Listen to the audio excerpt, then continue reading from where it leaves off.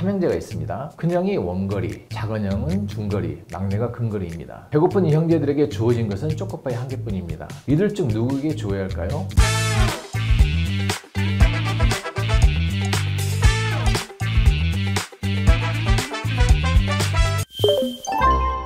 모든 인공수정체는 현재 조명하에 동공을 통해 들어오는 빛을 망막으로 전달하여 초점을 맺게 하지만 동공을 통해 들어오는 빛 에너지를 100% 이용할 수는 없습니다. 인공 렌즈를 지나면서 빛 에너지 일부가 반사되거나 왜곡되어 손실이 발생하게 되고 상대적으로 정상적인 상을 맺게 하는 빛 에너지는 줄어들게 됩니다. 제가 손실이 발생한다고 표현하였지만 실제 에너지 보존 법칙에 따라서 에너지는 손실되지 않고 시각적 불편 증상을 일으키는 빛 에너지로 작용하게 됩니다. 지금까지 설명드린 것을 좀 더 쉽게 설명드리자면 배고플 때 초코파이 하나를 혼자서 다 먹게 된다면 나름 간식이 될 것입니다. 그러나 2개 내진 서너 개로 쪼갠다면 바닥에 떨어져 못쓰게 된 부스러기와 나누어서 작아진 조각 몇 개가 있을 것입니다. 동공을 지나는 빛 에너지도 마치 초코파이처럼 나눌수록 각각의 조각의 양이 적어지게 됩니다. 이 때문에 막이 씌워진 느낌 또는 어둡게 느껴지게 됩니다. 이 초코파이 조각을 각각 원거리, 중간거리, 근거리 놓는다고 할 때 전체적으로 다 더한 값은 원래 한 개의 온전한 초코파이보다는 작게 됩니다. 바닥에 떨어진 부스러기 때문이죠. 눈에서는 이 부스러기 빛 에너지가 번짐, 달무리, 퍼짐 등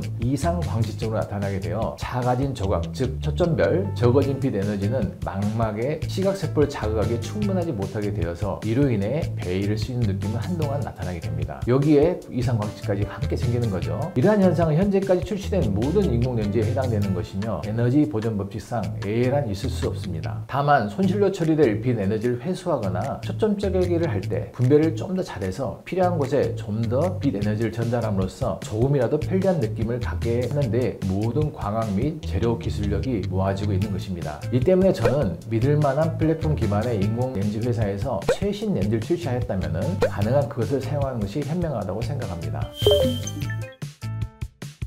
삼형제가 있습니다. 큰형이 원거리, 작은형은 중거리, 막내가 근거리입니다. 배고픈 이 형제들에게 주어진 것은 초코파이 한 개뿐입니다. 이들 중 누구에게 주어야 할까요? 받은 사람은 만족스럽겠지만 나머지 형제들은 굶습니다. 공평하게 세 토막을 내면은 부스러기 손해가 생길 것이고 각자 받은 양은 3분의 1씩이라 만족스럽지는 않겠지만 그래도 맛은 볼 수 있을 것입니다. 다초점은 삼형제 모두에게 조금씩이라도 골고루 나눠주는 개념이고 연속 초점은 막내 근거리를 과감하게 굶긴 것이라고 볼 수 있습니다. 아니면 겨우 부스러기 정도 좀 주는 정도라고 보면 될 것입니다. 확실한 것은 초코파이를 받지 못하면 맛도 볼 수 없다는 것입니다. 단초점 렌즈는 원거리에게 초코파이 하나를 통째로 주고 둘째 중거리와 막내 근거리는 굶긴 것입니다. 빛 에너지가 중간 근거리에는 전달되지 않는 것이죠. 이 때문에 중간거리 근거리가 보일 리가 없습니다. 따라서 해당 거리를 보려면 정식인 경우 반드시 돋보기 안경의 도움이 필요하게 됩니다. 이러면 요즘처럼 SNS 세상에 사는 게 불편해집니다. 어지간한 작은 글씨는 이내 손살에 치게 됩니다. 꼭 필요한 게 아니면 돋보기 쓰는 게 귀찮거든요. 문제는 많은 정보가 작은 글씨로 쓰여진 경우가 많습니다. 카톡이나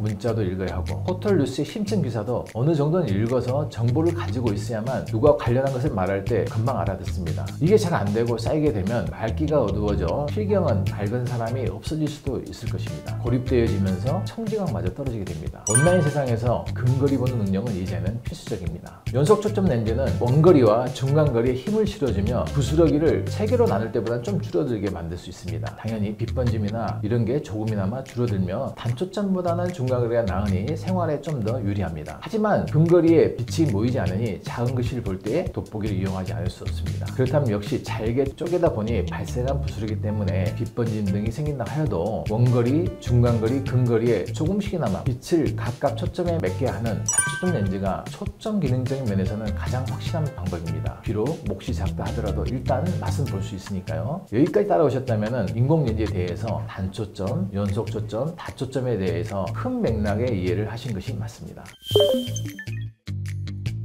원래의 건강한 수정체는 단초점이지만 거리에 따라서 탄력적으로 모양이 변하면서 동공에 지나는 빛 에너지의 거의 모두를 망막에 잘 전달해 왔습니다. 망막 중심부의 C세포들은 이 빛을 수용체에서 전기신호로 바꾸어서 위에 말씀드린 경로대로 뇌에 전달하는 카메라 역할을 감당했습니다. 우리는 모두 이런 과정으로 오래오래 지내어 온 것입니다. 백내장 수술은 이 빛 전달 과정 중 빛을 모으는 장치인 렌즈가 갑자기 하루아침에 완전히 바뀌게 되는 것입니다. 이때의 충격은 절대로 작지 않습니다. 백내장이 너무 심해서 아무것도 안 보일 정도인 분들도 빗번짐이 거의 없다는 단초점 렌즈로 백내장 수술했을 때 반응을 보면 처음에는 밝아진 것을 너무 기뻐하십니다. 그러나 점차 불편을 호소하시고 침침했다라고까지 하십니다. 일반적으로 3개월쯤에서는 대부분 환자분들이 처음엔 좋았으나 지금은 별로다 이런 표현까지 하십니다. 검사상 별 문제가 없고 수술은 별다른 이벤트 없이 잘 되었는데도 그렇습니다. 그러나 3개월 이후 세월이 지나면서 세월이 변하는 이유는 적응에 상당한 시간이 걸리기 때문입니다. 당연히 수술 직후 굴절 검사 수치가 허용 가능한 범위 안에 있고 눈에 건조증이나 망막증 등 다른 병은 추가로 발생되지 않아야 합니다. 이러한 조건이 만족된다면 시간이 경과됨에 따라서 반드시 별 문제 없게 됩니다. 좋아진다고도 표현할 수 있겠습니다.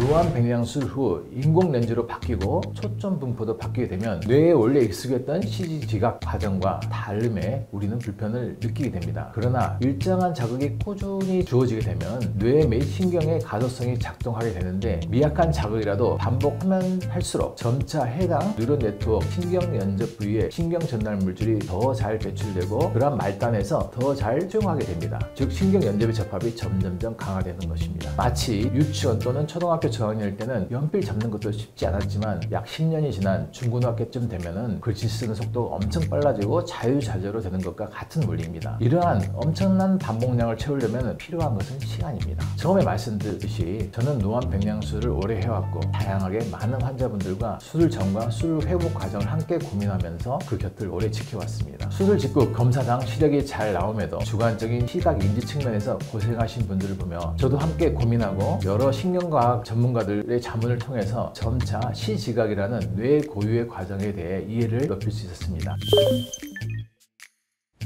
여러 다양한 안과에서 노안 백내장 수술 받으신 지 이제 1년 이하이면서 현재 많이 불편하십니까? 그냥 지금 들어가 있는 인공 렌즈를 제거하면 편해질 거라고 생각하실 수도 있을 것입니다. 또 그렇게 부추기는 안과 병원도 있습니다. 검사상 별 문제가 없는데도 말입니다. 그러나 조금만 자신에게 시간을 더 주시기 바랍니다. 정말 당부드립니다. 재수술로 단초점이 되면 앞서 말씀드렸던 굽는 중거리나 근거리는 절대로 회복될 수 없습니다. 뇌의 가소성이 작동할 기회를 원천적으로 빼앗아 버리기 때문입니다. 서두르지 마시고 그리고 재수술 저장하는 일부 안과에 정말 일천한 경험담을 속지 마시고 조금만 더 견뎌주시기 바랍니다. 제가 부탁드리겠습니다.